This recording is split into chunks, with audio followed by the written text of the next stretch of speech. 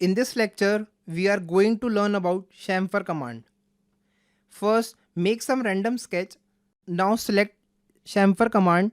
The first option is trim all elements. Now select this line and this line to give a chamfer between them. We can define angle from here, or we can also define length of chamfer from here. Left click. This will create a chamfer of particular length between the selected profiles. The next option is trim first element, that is same as corner. Select both lines. The next option is no trim. Select both lines. The next option is construction line trim. Select both lines. This will create a chamfer with construction lines. The last option is same as construction lines trim. Leave this command.